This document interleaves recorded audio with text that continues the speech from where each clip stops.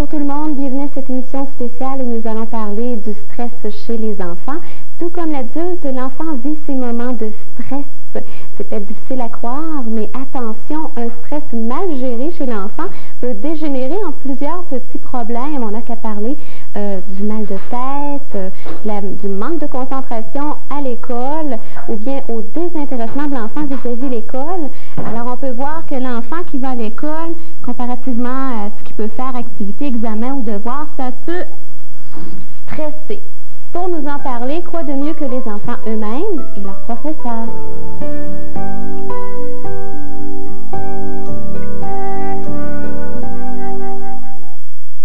Simone, vous êtes enseignante depuis plusieurs années. Vous avez sûrement remarqué que certains moments sont plus stressants chez l'enfant et c'est directement relié à l'apprentissage scolaire. Oui. On a remarqué ça, oui. Oui. Est-ce que vous pouvez nous en parler un peu?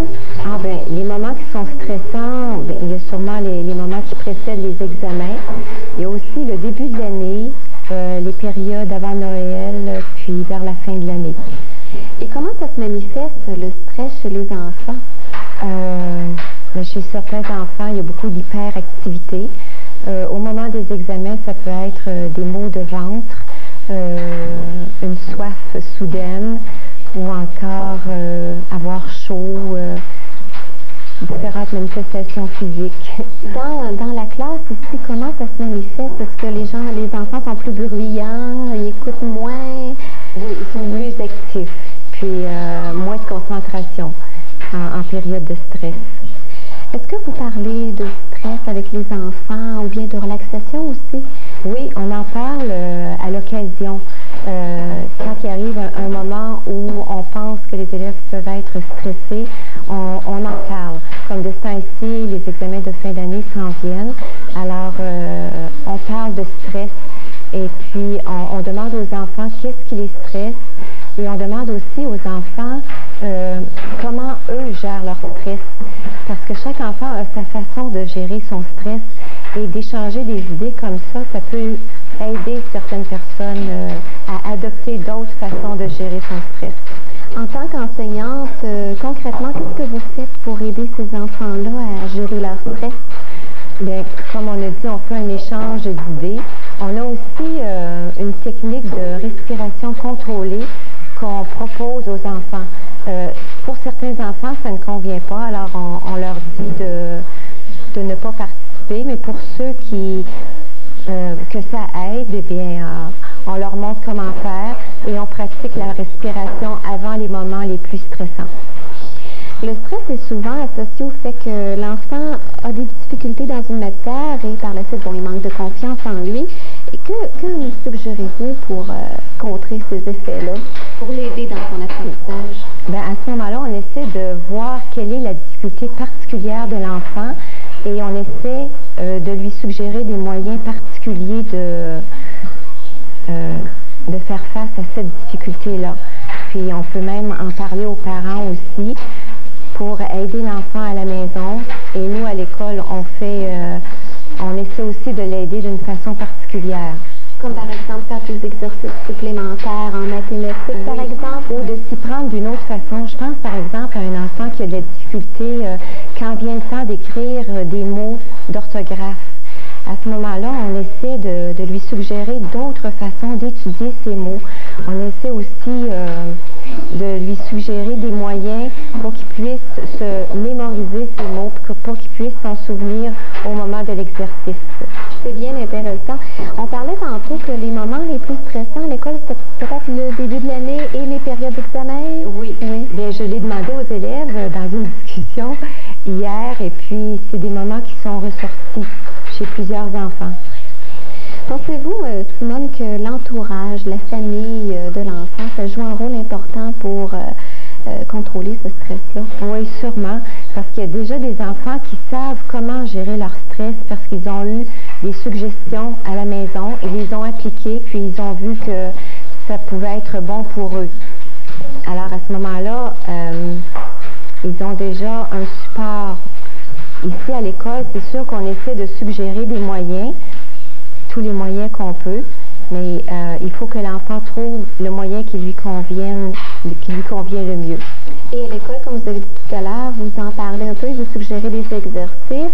Mais en terminant, est-ce que vous auriez des conseils à donner peut-être pour encourager les enfants qui ont plus de difficultés? Ben moi, je vais vous donner un moyen qu'une élève a donné hier, puis que je trouvais qui était très bon.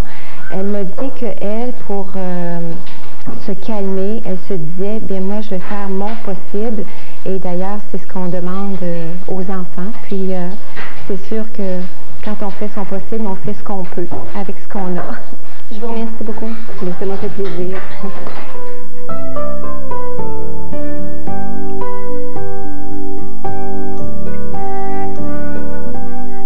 Qu'est-ce que tu fais, toi, pour gérer ton stress? Ben, je prends des grandes respirations, là, pour me détendre, là, puis je fais un petit repas sur mon bureau, là. Ça va mieux? Ouais. Ben, je me couche sur mon bureau, puis après ça, je me calme, puis ça va mieux après. Alors, tu fais de la relaxation? Oui. Ça marche? Oui. Merci. En tout temps, ça fonctionne. Ah oui, tu l'as essayé souvent? Oui. Ben, je me dis que je vais avoir tout bon dans ma dictée, mettons un examen, puis ça s'enlève comme ça. Tu vas faire ton possible. Oui. Merci.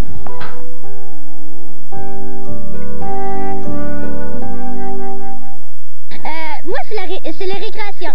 Ah oui, t'aimes pas les maths, t'aimes pas le français? J'aime mieux les mathématiques que le français. Ah oui, comment ça? Je suis meilleure dans cette matière-là, puis le français, ben, c'est plus ennuyant que les mathématiques. Moi, c'est les maths, c'est bien plus facile. Ben, ça dépend de la personne, là. Tout le monde aime la récréation. Ouais. C'est quoi que t'aimes à l'école? Ben, qu'on fait des activités. Est-ce que t'aimes le français ou les maths? Les maths, T'aimes plus les maths? oui. Pourquoi?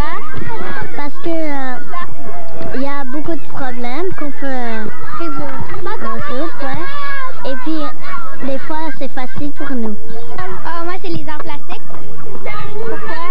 Ben, parce qu'on peut faire plein de bricolage, puis on découvre de nouveaux trucs. Les ducs. Les ducs, qu'est-ce que tu dis? Et le français puis les maths? Ben, moyen, ça. Les arts plastiques? Ouais, ça, j'aime ça aussi. Mais t'aimes ça l'école? Ouais, c'est ça. Ouais.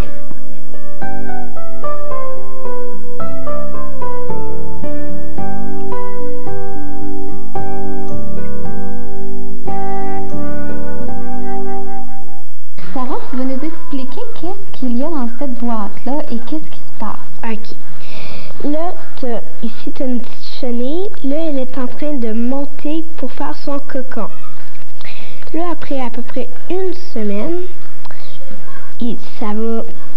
le papillon, il va commencer à sortir un peu. Puis là, il va attendre un jour. Comme ça, ses ailes, ils vont sécher pour pouvoir voler après ça.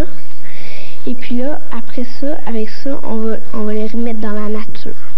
Est-ce que c'est tout le monde qui a ramassé les chenilles? Non, ben c'est une personne, ben on fait la science des natures avec, puis elle nous a apporté les chenilles, elle nous a expliqué, puis tout. Puis c'est ça, là, elle nous avait dit quoi faire avec. Merci beaucoup.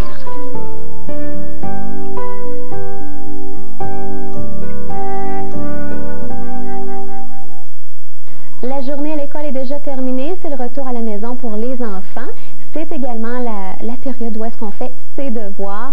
Et ce moment de travail dans la journée pour les enfants, ça peut être un petit peu plus difficile et des fois c'est stressant.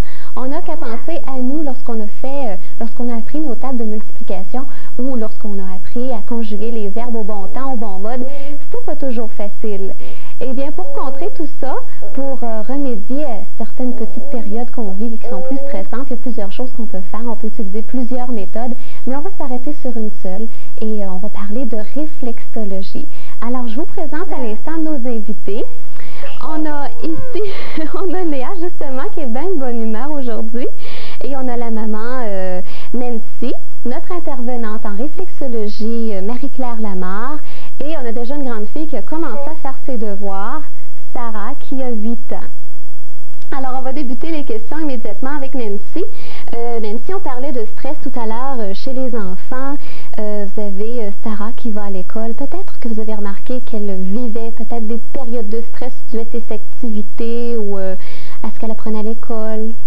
Plutôt par rapport à ses activités, parce qu'en deuxième année, elle n'est pas encore stressée par rapport aux examens, mais elle fait un spectacle de ballet, puis ça, je peux dire, c'est la deuxième année, là, puis ça l'énerve.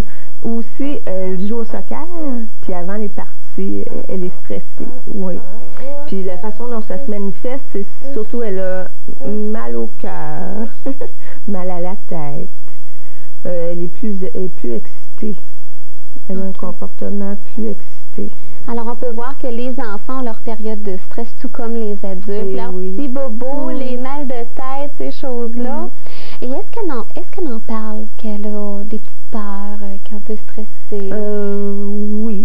Oui, pas toujours, parce que des fois, elle ne le sait pas. Elle ne sait même pas que c'est ça là, qui la rend mal. Mais des fois, quand elle le sait, elle en parle. Là. Mais c'est d'arriver à déterminer la faire parler, qui est l'idéal, qu'elle sache que, bon, si elle est excitée, si elle n'est pas bien, si elle a mal au cœur, c'est parce qu'elle est stressée, qu'elle arrive à en parler. Ce serait l'idéal. Oui.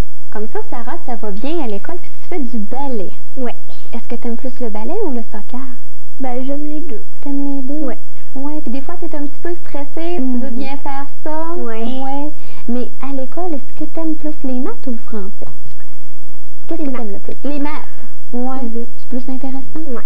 Marie-Claire, vous êtes massothérapeute réflexologue et vous avez parmi votre clientèle des enfants. Alors, parlez-nous un petit peu.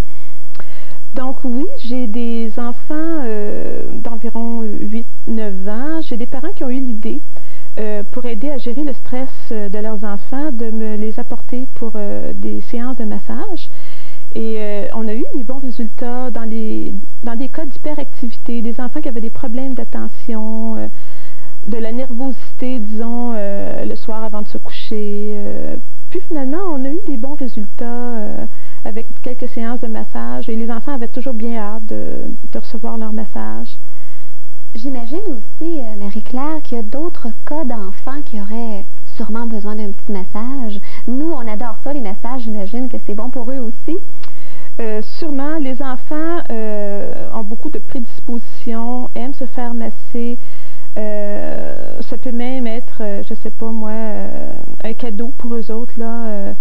Et dans d'autres cas de stress que peuvent vivre les enfants, c'est sûr qu'un enfant, exemple, qui parle pendant son sommeil, qui peut avoir qui peut faire des bruits, ça peut vouloir dire que cet enfant-là est stressé, qui a vécu du stress pendant la journée et qu'il évacue ça pendant son sommeil. Donc, ça pourrait être intéressant pour des enfants comme ça, peut-être d'essayer de détendre cet enfant-là avant qu'il s'endorme, par des séances peut-être de réflexologie ou des caresses, des massages.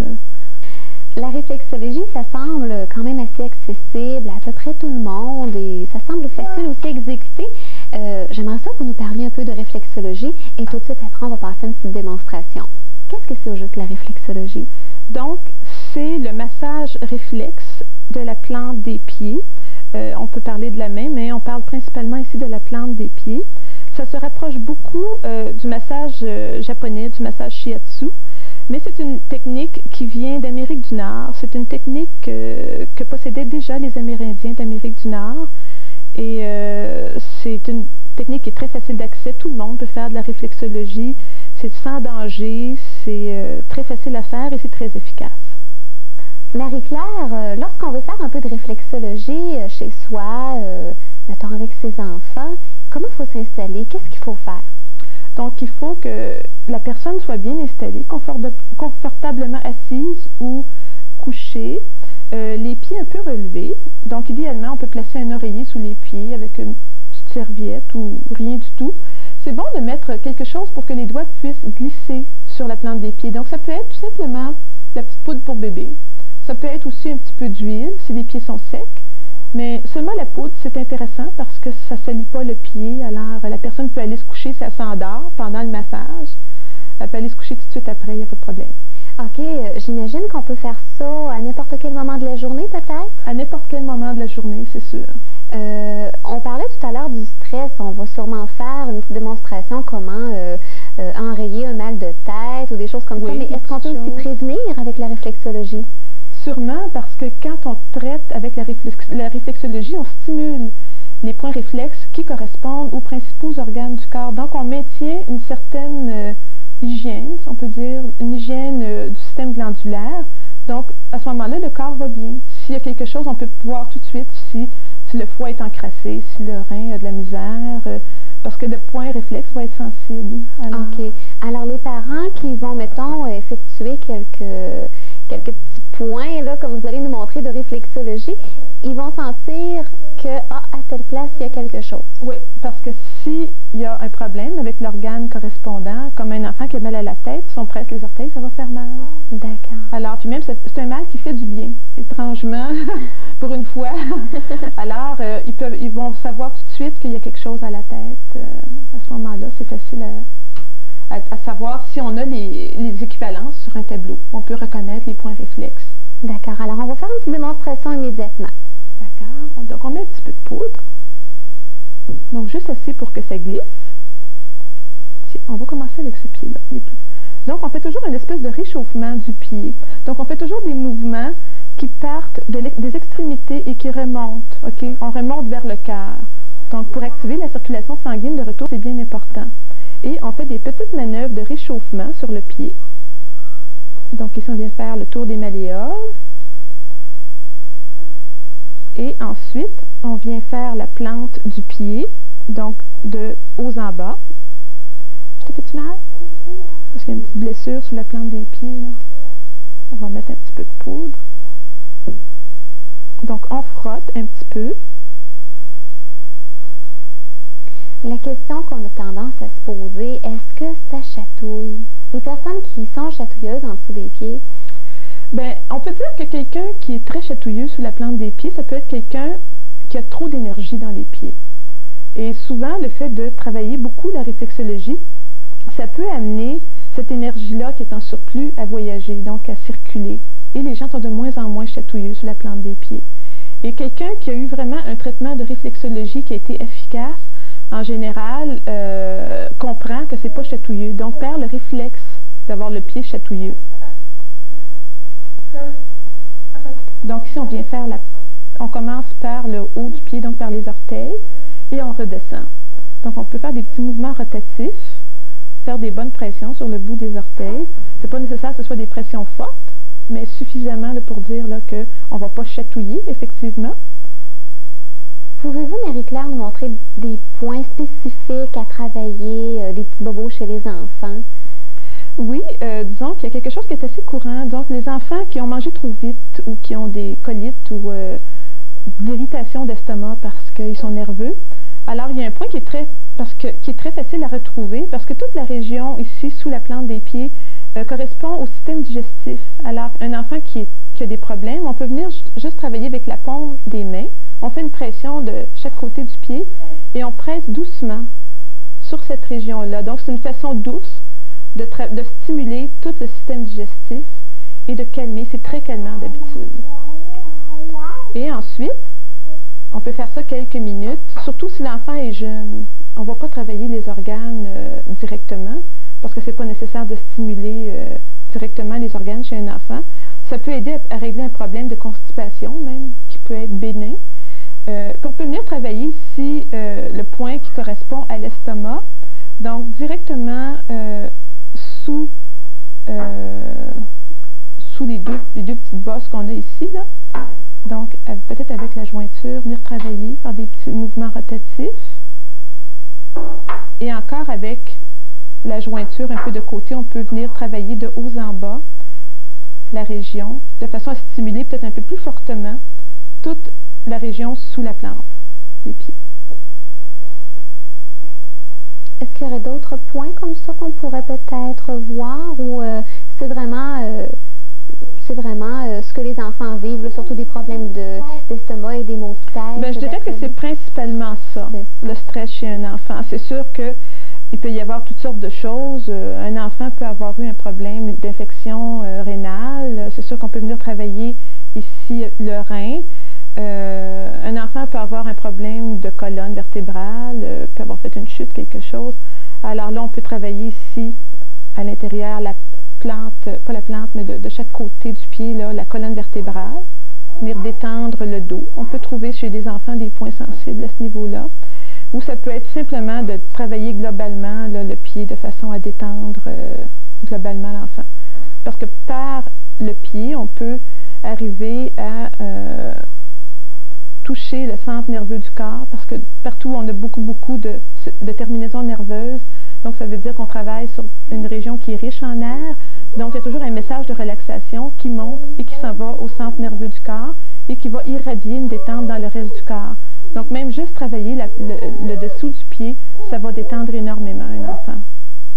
En terminant, Marie-Claire, j'aimerais savoir, est-ce qu'il y a des choses qu'il ne faut pas faire ou, j'imagine, je vous regarde travailler, ça doit être assez facile, juste masser un peu n'importe comment le pied, ça doit faire quand même assez du bien?